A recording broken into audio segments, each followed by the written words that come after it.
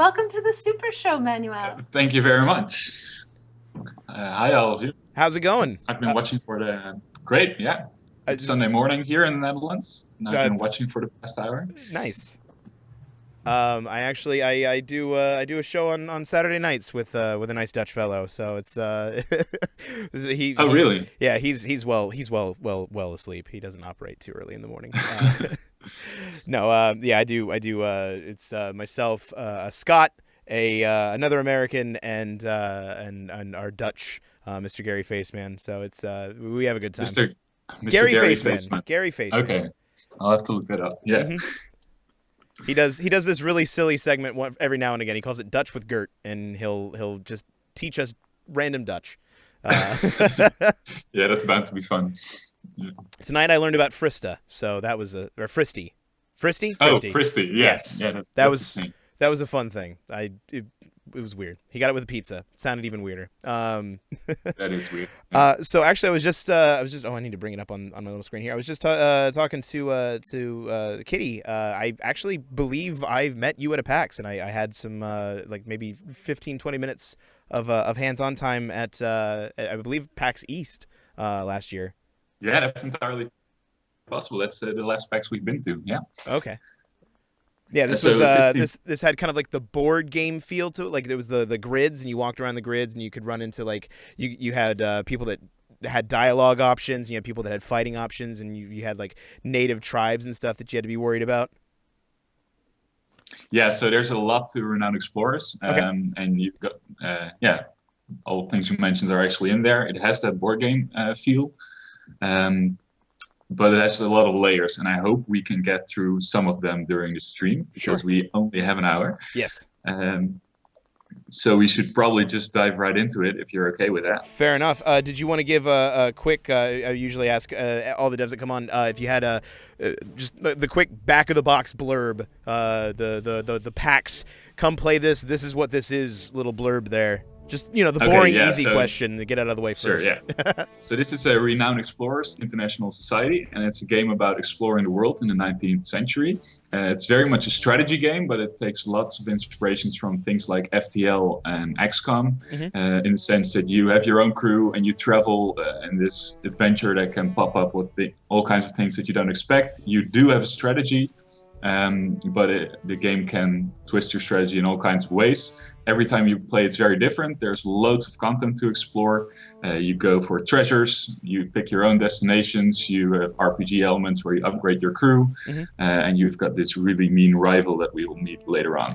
Or actually, he's really nice. Fair enough. That was really well rehearsed. I applaud it. I also find myself needing to ask this too. Am I sitting on a full release right now, or is this kind of an alpha or beta? Okay. No, this is full release. I think with the key you have, probably. So it's on Steam since September, actually, on Good Old Games as well. So it's totally out, and we're working on an expansion right now. Okay. So that's probably good to know. Fair enough. The top right said like DLC installed or something. So. Oh yeah, that was just a free DLC we did. Okay. So one of the things we did with the Renowned Explorers is right after the start, we spent a lot of time adding in new content and doing patches to like fix things, but mostly adding in new content to make sure that people would always have new things to explore, because that's kind of the thing about Renowned Explorers. It's a strategy game, but we always want you to explore new things in it. Awesome. So we've got already going into the new games here. We got a discovery mode, so we'll be able to retry whenever we lose, save and load. If you make discoveries with greater speed, and then the classic difficulty adventure mode for a roguelite experience. That's pretty neat set of depth. I'm guessing discovery mode, since we're just trying to show some stuff off. Let's do discovery mode, yeah. Okay. So that we can just continue playing if something goes wrong. Don't choose impossible. I was feeling really daring. I'm gonna go easy. Or you can go for classic if you feel for a challenge. I'm not sure. It's like the strategy or tactical genre. Is that your thing? Yeah, we'll do that. It depends on the strategy. Certain strategy games I got to get used to. Other strategy games I'm okay jumping right in. There's a couple that just lick me outright. Awesome. Should I bother with cheat mode, or are we just good to roll in? Oh yeah, you can enable it. It just allows you to cheat through battles. Yeah, so that might be nice if we get if we get short on time, we can actually skip some battles. That Fair would be enough. nice. Yeah. That's why I was asking. I didn't know if it was going to impact things too weirdly, but if it's certainly Good call. Yeah. It just enables pajama explorers if you use it, but not if you don't use it. Okay. I'm really upset because I can't have the luchador. So obviously this is. Oh, all right. So I can. Oh, you can actually select the luchador, but at first you only have 4 captains unlocked. We really wanted all the characters unlocked right from the start. Oh, So okay. So pick your favorite characters from captains. the start. Okay. So this is my leader. I guess they have different leadership abilities. Yeah, so all of them have this special captain perk that will change the way you play your game. Some are really pushing your strategy to one side, other are just more simple bonuses. But basically, you just pick whoever you want. Okay, that's fine. But yeah, what is good to know is that on the top there's these 3 shield icons, and they basically represent what type of crew you have. Is it a friendly crew? Is it a devious crew? Or is it an aggressive crew? And it can be a mix of those things. Okay. But if you have an aggressive crew, it will play out more like a tactical game in which you actually use violence to convince your opponents. Okay. But the 2 to the left are actually more unique. Because they're specific to renowned explorers, they allow you to finish conflicts in a tactical but non-violent way. Okay. I'm feeling particularly devious. I typically play rogues and the like. Nice, yeah. Then you should definitely have this captain. So, all right. I've been welcomed. That's okay. Be the most renowned as possible and beat your rivals in the race of the title of most renowned explorer. So, how long is a typical campaign? Is it just a handful of missions, or is it? Yeah, so one campaign is always 5 expeditions, and that takes, like, depending on how much of the conflicts you have and how fast you play, it takes 2 to 4 hours. Okay. So it's kind of like FTL, but if you play on permadeath mode, you can also go through it really quickly, and you know within 20 minutes you can start a new game because you've already lost. Okay. Don't bother with the tutorial. Yeah, I got you here. If I need to know something, you got me. Okay, so. Yeah, this is the first layer of the game in which you have the expeditions, and this is really where the exploring takes part. So this is a randomly generated expedition. It's got all kinds of stories. I don't know what you're gonna encounter. Okay, in this case it's sheep. A group of sheep is fighting to eat from a slightly greener patch of grass. It might be interesting to study this particular patch of grass. Let's study it, I guess. Yeah. Okay. Yeah. All right. We're gonna fight some sheep. All right. I got it. So yeah. that's the first thing about Renowned Explorers. It's never a fight right from the start. It's just a conflict, and these sheep are just pushing you away from the grass that you want to study, and you decide how you are going to do how you're going to go about it. Okay. So you just click Start Encounter, and then through your actions you show how you actually feel towards these sheep. Okay. So it's like a tactical game, turn-based. Every turn you get 1 move per character and 1 action. So you can click a character, move it somewhere by right-clicking, and then use one of your abilities. The first one is always an aggressive one, the second is a devious one, and the third is a friendly one.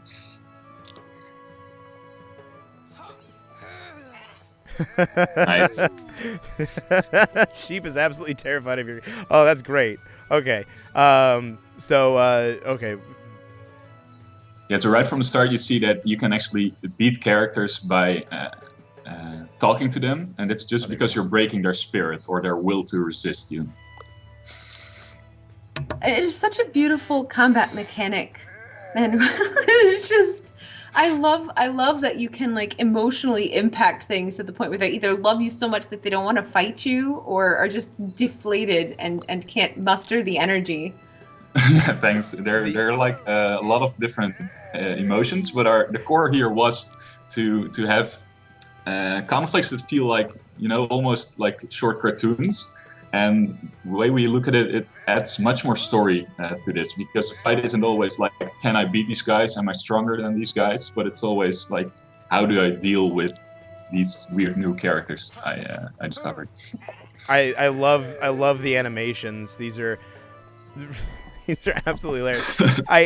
The other thing I'm noticing, and that's actually a really, really neat idea. So devious victory, cool. Everything has each of the things have a health impact. It looks like, but your health isn't your health. Is it just like how you've affected them with your ability to create a resolution? Yeah, it's good that you see that. It's like their spirit or how they determined they are to stop you from continue exploring. So, for example, if you meet a really friendly bunch of people, they might actually want you to stay there, like maybe Kirke in Odysseus story, or just like friendly people. They want you to stay at the party, and that bar represents in that case how much they want you to stay there and how determined they are to keep you here. Huh.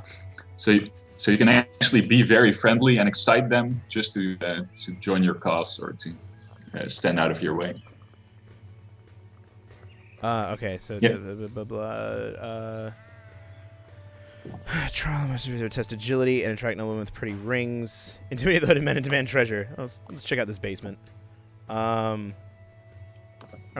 chance on Harry, and I take it that's a good thing. I win. Yeah. Cool. Yeah, so these stories, there's a lot of them. For every expedition, we've created way more than fit in one actual expedition. Okay. So that every time you replay this one, there's another thing. Oh, you actually got the treasure already. Yeah, all right. Nice. Yeah, so that's what the game is about, collecting those treasures and gaining renown so that you would become the most renowned explorer in the world. Awesome.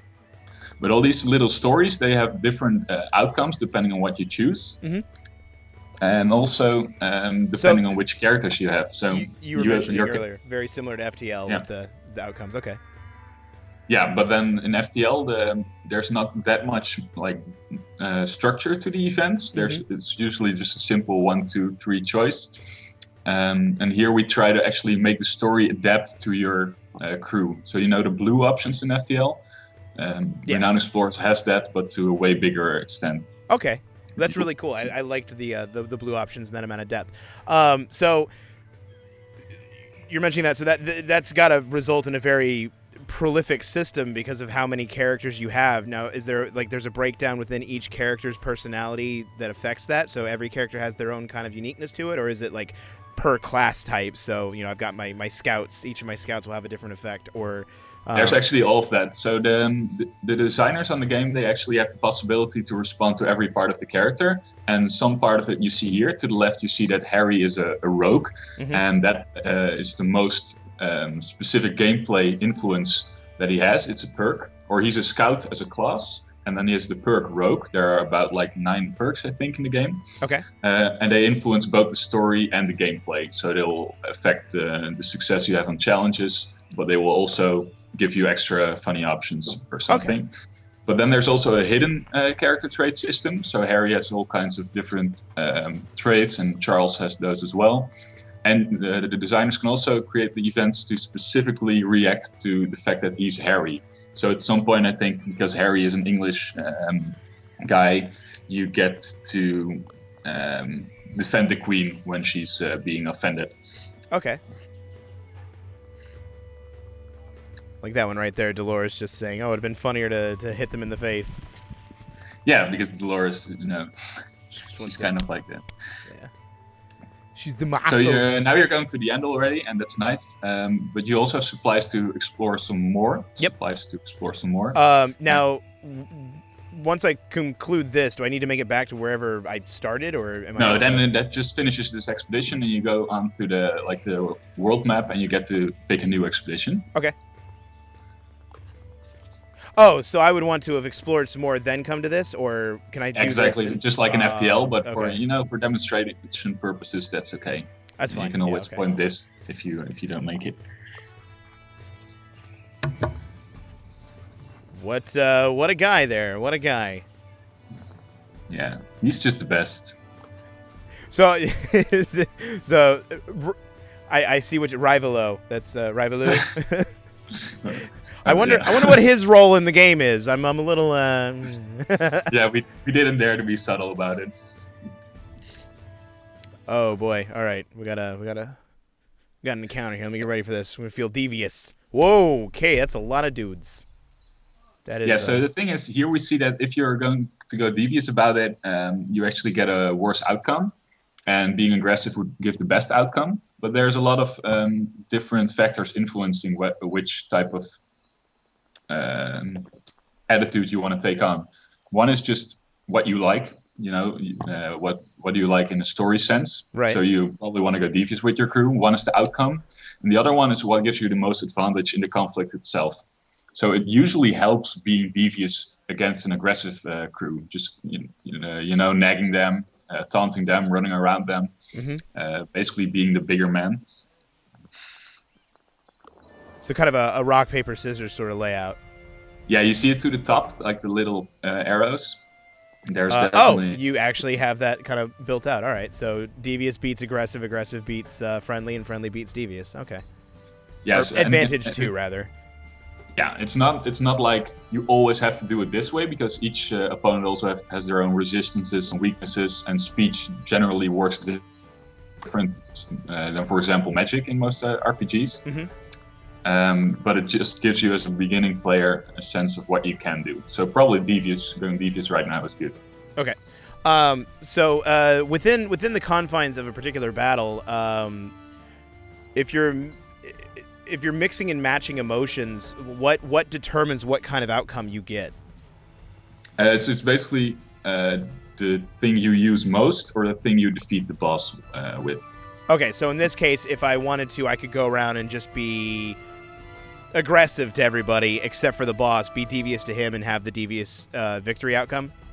Yeah, it depends, because aggressive is, they weigh it more heavily. If you're going to be aggressive and start being friendly on the end, they won't really buy it. Gotcha. But you might try. I want to see some of the other emotions going on here, so. Yeah, nice. All right. Let's see if we can get. I want to get over there with that guy. So all of the characters have their innate ability. For example, Charles is a strong puncher, and he can also intimidate very well, but he's not that good in being impressive. So he might actually fail or fumble on that call. Yeah, and so now you've changed your attitude. That's the thing animating in the top. Okay. So it always shows on the right what your opponent's attitude is, and on the left what your attitude is, and that gives some mood, which is the word in the middle, hostile in this case, and gives some specific gameplay bonuses.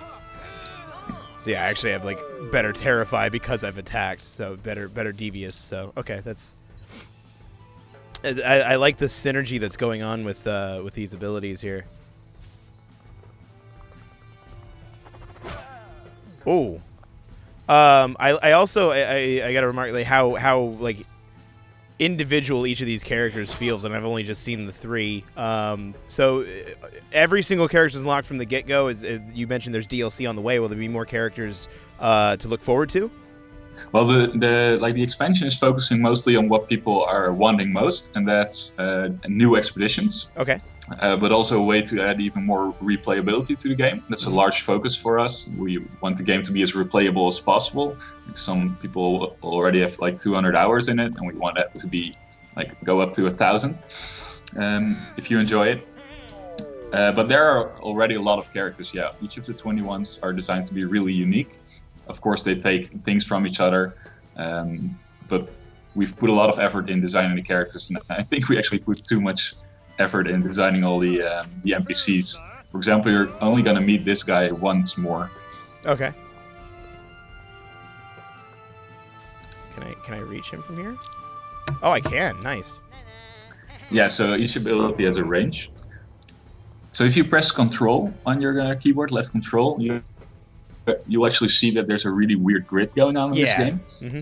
That was from the start, that was supposed to be like a really unique selling point of our game. We have this non-regular grid, but in the end it screwed with the gameplay too much, so we just made it way more subtle. It looks almost hexagonal right now, but you will notice that some tiles are actually 5-sided or 8-sided or 7-sided. Oh, nice. That was a really good attack. That was wow. All right, so that became an aggressive victory because of that. Yeah, I mean, if you're gonna shoot people, that's gonna be aggressive. Oh yeah. No, I just was not expecting it totally obliterate him, but Yeah, the thing is, AoE attacks, they charge over time when you don't use them. Mhm. So that's how it works. yeah, I noticed it was there. I was like, all right, I gotta try this thing that's here. So that's pretty cool. Okay. I mean, we'll finish this here. I want to. Obviously, there's these character abilities and the training and everything like that. So everybody's got a set of eight extra skills that they can pick up, and I guess you level up within that grid. Is it so? Am I stuck between the two as a choice? So I go, Yeah, okay, just choose between those two. right. So like if I pick this one and then next level, my choice goes to the next tier, or is it? Yeah, you can always choose from the two. You don't lock yourself in. Okay, so like I can come back and go, I want both of these later on. So next time I get a thing. Oh no, so per tier you can only pick one. Okay, that's what I was It's looking not for. the most clear you find. You're right. No, I mean, instinctually, that's what it felt like. I was just, curious in that one. Exploring for dummies. All right, we'll grab these perks real quick. Is it just click it and it's done? Oh, I think you can't level up during a story. Oh. Yeah, maybe we should add some feed. Fair enough.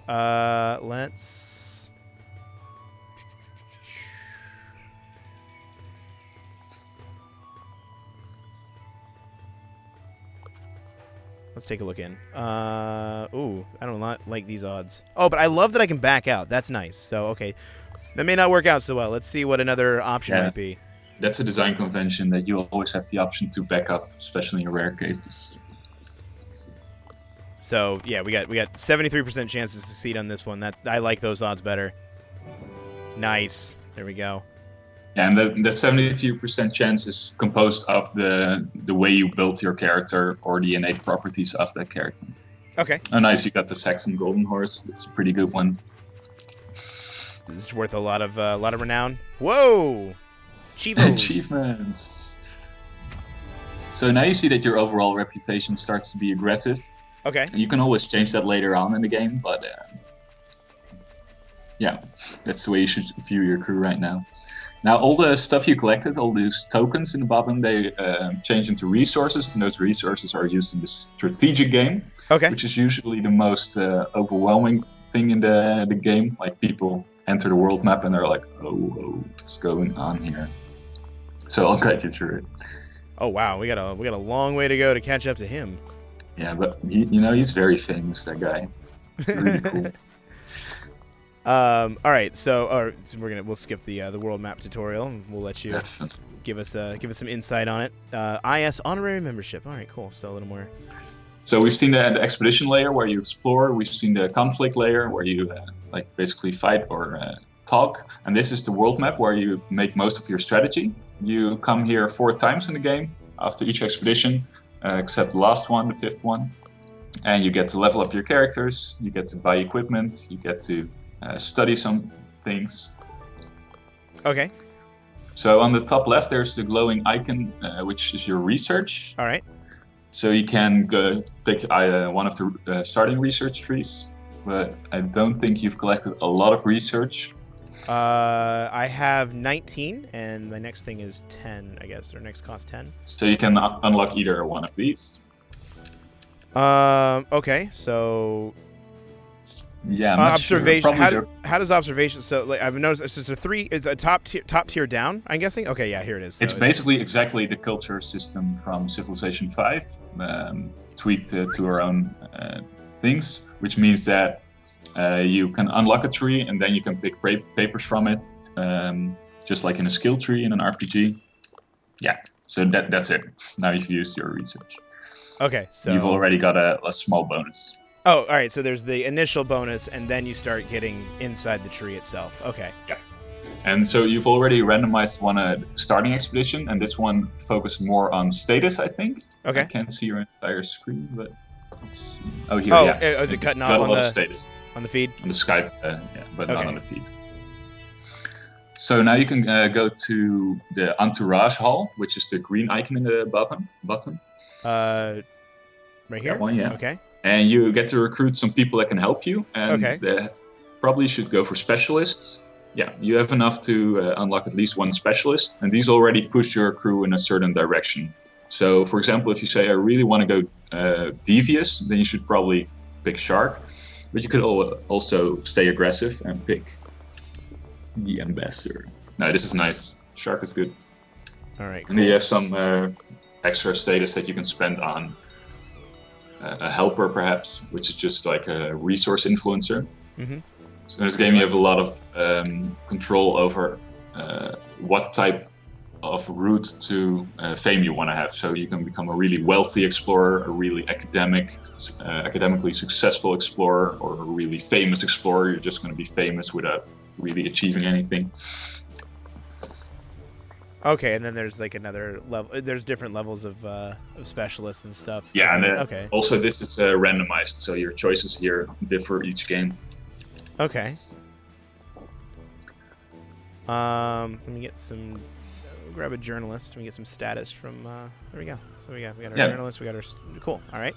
Nice. Yeah, you got back it out there. Okay, and then so the things on the left, they allow you, or the three icons on the left with the red eye icons near them. Okay. They allow you to transform your insight into another resource. So if you have like barely enough to, or just not enough to do a specific research, you can go to there, to the Berlin University, and say, I just want to spend the insights I gained on my travels on a bit of extra science. And then if you do it often enough, you might actually have enough to unlock another research paper. Okay. And of course, that's the thing that you can really game. So you can, if you're an advanced player, you can optimize your crew to be very good at one of these jobs, or be flexible so that you can do all of them. You already see that the classes give you a different yield. Right. I don't have anybody that does the research kind of thing very well, so I'll pick it later. But I do have enough there. I'll just grab another student, I guess. Boom. Yeah. So that's a moment in the game that you might think, hey, maybe next time I should bring a scientist and focus my crew more around science. Right. Which is, we try to put a lot of hooks in the game so that you're challenged to play another game. Because there are 20 characters, so you have to play at least 7 times to play with all of them. You're definitely pushing for a high replayability with the game. This is really, there's a lot of depth here. I like it. Yeah. I mean, you already noticed that I have to talk through the game a lot. Yeah. So this is really a learning game, and that it's probably because we take a lot of inspiration from things like XCOM, but especially Civilization as well, or Fire Emblem, or a lot of roguelikes like Binding of Isaac. Mm-hmm. And all these games are about playing them often and learning their systems, and then figuring out how you can be better at them, but at the same time experiencing all these amazing stories. And that's really the way we wanted to set it up. Ooh. Oh yeah, now you get to pick your own expedition. That sounds neat. Let's go there. Nice. That just sounds cool. I think it actually fits your crew quite well as well. How much development time did all of this take? So this is a big project. We've worked on it ever since we finished Reus, which is the first game. So we started this on October 2013, and we've worked on it with a team varying in size from 12 to 16. Mm-hmm. So it's already quite a big team. And there's a lot of time in creating the original design. So even though we work a lot with things we like from other games, I think Renowned Explorers turned out to be something that's incomparable to anything else, which in turn makes it really hard to explain to people what it actually is. So a lot of time went into finding out how these mechanics should work. How can we make a conflict system based on non-violence as well? How can we make these encounters fun? How can we make a strategy game that plays out on the world map? I remember playing a much earlier build of this, and it had the same general concept, but it was vastly different. And it's been fascinating watching it change over time. Yeah, thanks, Alex. I mean, we're aware that to some shows we've brought really different builds. Mm-hmm. It's for example, at one point, this layer where you travel through that effect. I really like that. That was tense. At some point, the conflict layer and this layer were actually the same layer. So we had this really large generated expedition map where you got to get into conflicts at the same time, more like perhaps Fallout 2. But this works way better. I like there's actually some grids where things don't happen. Oh, so this is Dolores is a superstitious character. Uh-huh. So you actually only get this choice because you've brought Dolores. Oh boy. All right.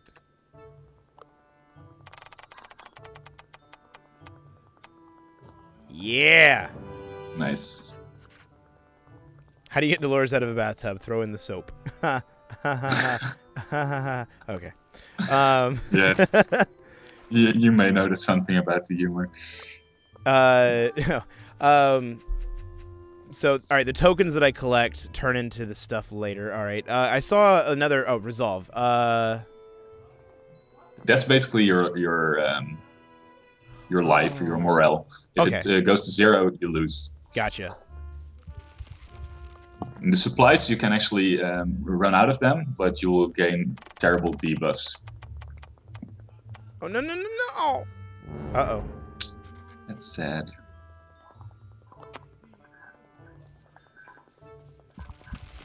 All right, the secret fort. Let's, So I obviously dashing through to the end sets you up for not being particularly well equipped for later on in the game. Yeah, exactly. So it's definitely you want to explore as much stuff as possible before you reach the end. Just like an FTL. Yeah. So how the scaling? How does since there's only five areas per campaign or five expeditions per campaign, doing this rush method, doing this just like straight to the end kind of method, am I going to run into a situation where I'm going to have a hard time completing it, or am I going to complete it to kind of a fail condition, or how does being anti-explorer affect you? It's fun that you say anti-explorer because that's actually a concept within the game, but we'll get to that later. There's a few different things that can be the result. So your final goal is to have more renown than Rivalode. Okay. And that's going to be really hard if you rush through everything. But you might even make it through the 5th expedition playing like this. You will just end up with a lower renown score, so you won't be the most renowned explorer of the year. Right. But you will still make it to the ceremony in the end. Okay. But it might also mean that at some point your crew isn't powerful enough, like under-leveled, they don't have the right equipment to actually make it through the next expedition. But because you're playing Discovery mode, you can always try another run at it. Right. So you're not that much in the danger. We want it to feel like very open. If you're a beginning player, you can play it like this. Mm-hmm. If you really want to beat Rivalo, you'll have to figure out how to gain a lot of resources. So you kind of have multiple end conditions. Some are just better than others. Yeah, okay. Well, mostly the two. Like, you either finish the game, that's one achievement, like finish the 5 expeditions without losing your resolve. Right. Or you beat Rivalo, and then there's like another one where you beat like Columbus and the other legendary explorers. Okay. They're just like points to beat. Oh, so I'm guessing I'm like status effect. Oh, stunned. All right, can't do anything this turn. Gotcha.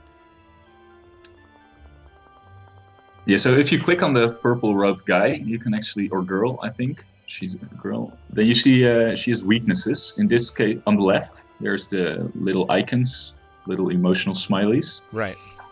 Yeah, over there. So she's weak to humiliation, to sadden. But I don't think you have anyone that can sadden her. Nope, I can just annoy and terrify. Yeah. So all the emotions have a status effect as well. So if someone is enraged, their armor actually goes down because they don't pay attention to their surroundings. Okay. So that would open them up for physical attacks. I love them running away. That's the best part. If you actually beat them in a friendly way, they will stand around and cheer you on as well. Oh, that's pretty neat. don't like this one running around with the scythe. That ain't Yeah. cool. Give me some bad vibes over there. Yeah, well, you only have to beat the purple alchemist. If you beat her, then you're good. I'm gonna try and be friendly. Yeah. Unimpressible. Aw. Yeah, she has the resistance. Normally that would have been a good move. All right. Well, let's.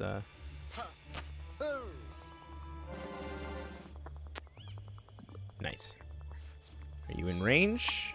Nope. So what you can do right now is use your friendly ability to buff your friend. So if you use encourage, you can actually encourage Charles, which will lift his spirit. So to say, heal him. Okay.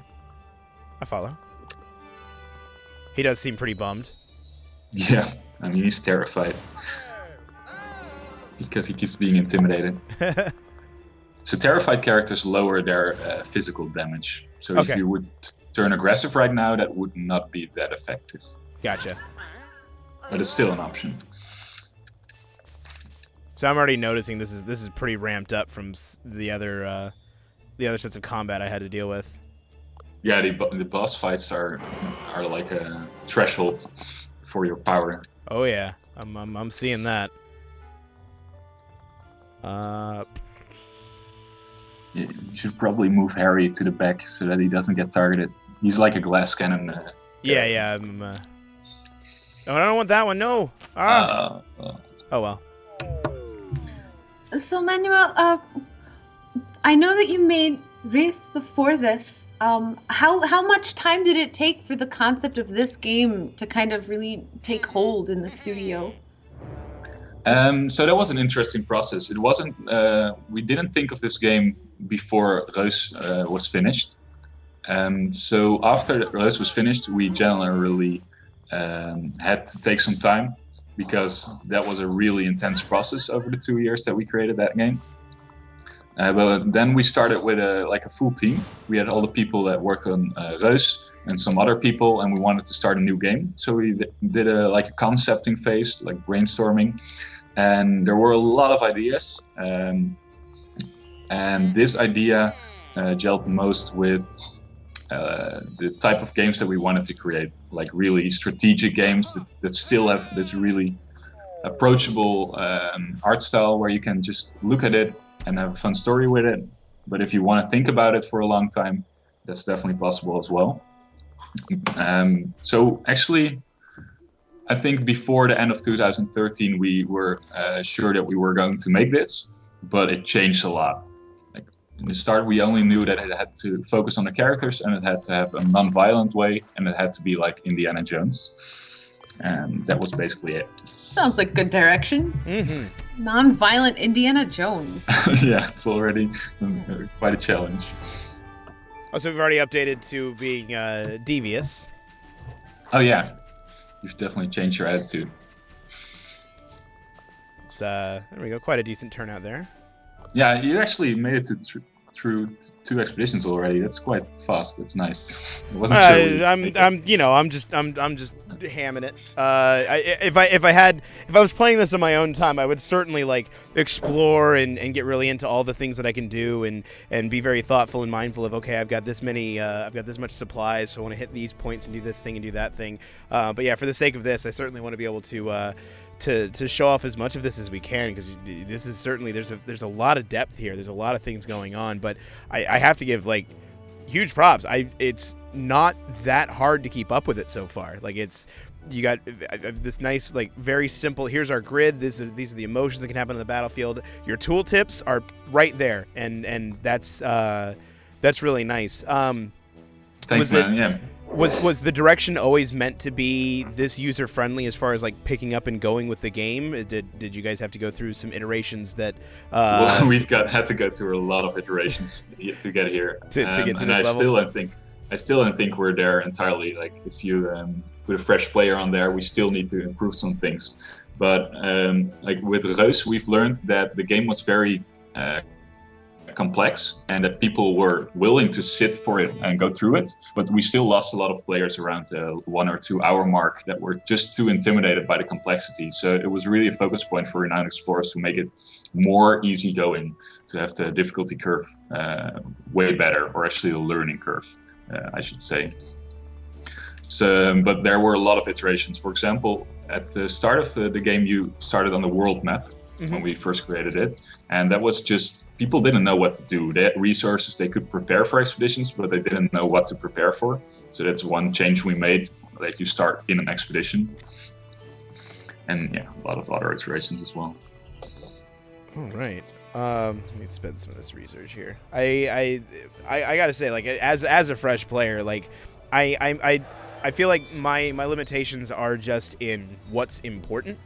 I don't know what's like important to pursue, which comes from just the experience of it. But just from being able to play it, I gotta say, like, this is definitely a very. It's eased me into it. It's given me things to think about. It's given me, what I need to concentrate on, at least initially, and the rest of it just comes from. Yeah, that's one thing that, for example, Civilization 5 does really well. You always know which button to click next, and in Renowned Explorer, sometimes you're a little bit like daunted, especially in this layer. But you're doing quite well. You're just spending your resources, and that's always important. Like StarCraft players know. Actually, it's funny you should mention that. I only ever made it to Twitch because of StarCraft. I was a big. Oh really? Oh, that's awesome. It's one of my favorite games. I love StarCraft 2. I came here to I watched Day 9, and just that's what brought me to JTV and to Twitch subsequently. But yeah, I haven't gotten to play in a while. But it was always I grew up playing Brood War, and when StarCraft 2 came out, I was like, yeah, very gung ho. Yeah, I haven't played Brood War that much, but StarCraft 2, I was really into that game. What's your main race? Zerg. Zerg? All right. Yeah, you're okay. I like you. Most say that about Zerg. It's kind of become like, I don't know, I get a big, I don't need the insight. I need to spend the spend. There we go. Let's upgrade. Let's see if we can get some specialists here. Upgrade in chat is asking if there were any significant exploits that players ended up finding, and if there were any funny ones. Yeah, let me think. There were definitely really overpowered strategies that people found out. Like, for example, Anna at the start, she is a brilliant scientist, and every time she researches a paper, she gets even smarter. And that was, of course, a positive feedback loop that ended up making her the most brilliant person in the game. Like, funny exploits. Yeah, so one thing people found out, at some point we patched in a new piece of content, which has like a sort of Frankenstein zombie-like battle. You meet this really big creature that the cultists in Hungary or in Transylvania couldn't control. And the fun thing was that that zombie creature would actually be able to defeat its own masters while it was also fighting you. So it would hit the cultists as well. But when it would hit the cultists and they would be defeated, they would actually, rather than just fall down or move to the edge of the space, they would start running around like in a Benny Hill fashion. They would just run around, and they kept running around, hogging the camera and the gameplay. And it took a really long time to find out which bug that was, because apparently the zombie was actually keeping them alive, which was kind of scary. Whoa. So a little bit undead, almost. Yeah, they were exactly undead, because they should have been dead, but the zombie kept them alive. Encoded was actually like that. Code does some crazy things sometimes. Oh yes, especially in this game. How many? Oh, sorry. It's so complex, this game, on the back end side. So, getting to see like a totally different looking area now. How many different like tile sets? How many different expeditions are there available overall in the rotation? So there's 9 expeditions, of which a few have the same tile set at the start, because the start expedition is randomized. And those expeditions, of course, vary by themselves as well. So the next time you're going to go to Egypt, it's going to be a way different type of expedition. Okay. But there's 9 in the basics, and that's like, people want more of that. Even though I think this gives you like tens of hours of play. But that's the main important thing that we're doing for the expansion is adding on 1 or 2 tile sets. Let me see in the chat if because I remember some questions in the start when we're still talking about the game a lot. Mm-hmm. And if there's any more questions about the game, like especially for people that are seeing this for the first time, I'm really interested in what questions do you have about this game? What still confuses you about this game? Because we try to figure out what people still need to know about this game. For example, someone in the chat asked Total Biscuit, did that help us a lot? So at some point, Total Biscuit made a video about this game, and he explained it in like half an hour, and he was really enthusiastic about it. But it was a testimony to the complexity of this game, because he really needed the half hour to entirely explain what was fun about the game. So just like you, we already needed those 40 minutes right now, or half an hour. And even now you get to see the scorpions. Did having that level of visibility increase your sales? By as much as you were expecting, or was it kind of that? Well, we weren't expecting that at all. So at some point, I was on my first holiday in a few months. I was in a hotel quite near the place where I live, because I didn't dare go any further. I was just enjoying a meal, and then it was like, hey, something is happening. And then there went my holiday, because it was Total Biscuit making a video, and of course I couldn't stop watching that, and had to respond to that, and had to make sure all the new players, because we reached an all-time peak in players at that moment. We had like I think like 700 simultaneous players at that moment. This is yeah. I mean, as you know, he's a very candid fellow, Apox. I can understand, like, if he's saying a lot of positive things and bringing that kind of enthusiasm, it definitely helps. I think like yours is definitely the kind of game that just really relies on having that kind of visibility and having people be able to see it. Is it like?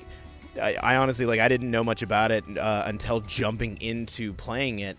Even the brief time that I got to see it at PAX, it was just, I kind of clicked a couple of things, and I just didn't have time to like dedicate to it. But being able to sit and just watch somebody else kind of go through it and get an understanding for it, and having these this nice in-depth explanation, it plays very nicely. I'm curious to give it like some more depth, and I loved FTL for very similar reasons. So having more depth, and especially in the fields that I liked the most, which was like the more creative solutions to encounters based on the composition that you had going on, or the type of ship you were flying, or little things like that made your journey really unique. That's exactly what we wanted to go for, because that's what adventuring is all about. Get to. So it's a very large role-playing aspect. One thing that we're doing is a weekly challenge in the Steam forums. So every week we issue a challenge where you get limited. It's not like in-game, but it's in on the forums. I say, for example, this week we have a challenge where Dolores, that you're actually using right now, she has to captain up the crew. And rather than your renown as a high score, we're counting your status as a high score. And the story there is that you get to be a famous wrestling star. Oh, that's really neat. But then the cool thing is that people actually write fan fiction. So one part of the challenge is to write a story about your adventure, and people write the best stories about their adventures. And that's really something I'm most proud of for this game, that people actually want to replay the game to get that adventure. It's actually one of my favorite things, like, because I know you were comparing this to XCOM as well. Like, when I played XCOM, I loved, like, we ended up with a lot of fan fiction. My not really a little bit, but people wrote like small stories, like very short little synopses and things that's like, I was there when this happened, and just like it was really intense sounding, and these backstories for these characters that, until we had started playing, didn't exist. So it was really, I love that in games, and like you kind of create that joint community experience about it. So it's really neat that you're taking that side of it as well, and that you've created something that embraces that. It's definitely a more dynamic way to play. Like it's an optional element, but it gives people that want that extra level, like that extra level, but doesn't hurt those that don't want to participate. So it's a very cool thing. Yeah, no, it's. I mean, I think almost all games have it. When you and your friend are playing the same game, the same single player game, you keep exchanging those stories about the game, like how it went, and it's almost always from the perspective of your character, or in this case, your crew, and you just get to tell your friends what happened. And that's oh man, the poison hit your Charles. Yeah. Charles is drinking some sand right now. No, Charles.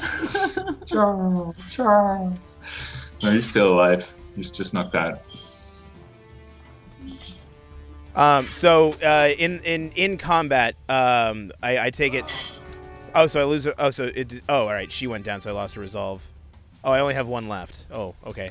This is starting to become a really natural end to the stream. All right, take him out. We got our devious victory, right? Because the red boss, is he the boss? Am I done? No. Oh no, I still gotta get the blue one. It's not a boss fight. Oh no. All right. Well, don't kill me. Please don't kill me. I don't have a lot of health left. I'm just. Oh god. Oh, we might see a game over here. So Manuel, what else? Is there anything like interesting that we kind of skipped over, or some interesting kind of like nugget of being a game developer that you'd love to express to people, or anything? Yeah, so one thing that I'm really surprised about with Renowned Explorers is like the more high gen. Oh, nice, you made it.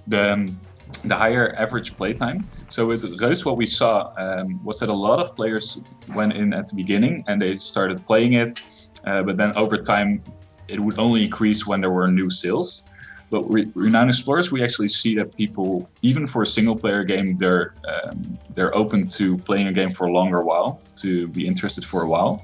And for us as developers, that's really a lot of fun, because it means we get to work with fans of the game, actually, people that play for a longer while. And then we get, when we bring out a patch, there's actually people that were playing from the beginning and they still get new parts of the game. So it feels way more like a game that we can support, that we can service, like almost like a multiplayer game. Of course, we're not Dota or anything, but it just feels a little bit like that, and it's a really relief to have that experience for a single player game. So it can really encourage all other devs to support their game if it's a game with playtime over a few hours, like even post-release. Yeah, I mean, that's the only limitation with that, I think, is really if the game itself sells well enough. And if you're getting that kind of playtime, it should be selling that well. It would deserve to. Yeah, so the interesting thing was we saw that people liked the game and were playing it for a while, but the sales initially weren't that impressive. But we still thought we're going to support this because I think it's bound to gain some more traction. So the first big expansion that we did was a free one. It added the Mali expedition, which was like an entire new tile set.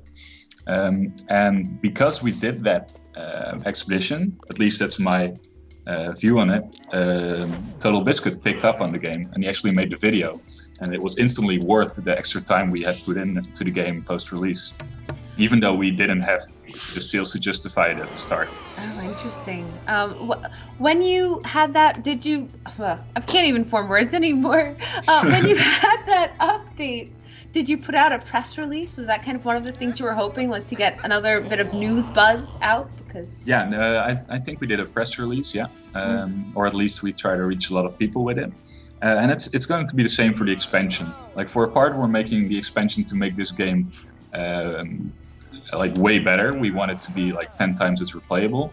And that's what we're working on for the feature. But then, of course, we also hope to draw a lot of new eyes to the game, because there are a lot of people who don't know about Renowned Explorers yet.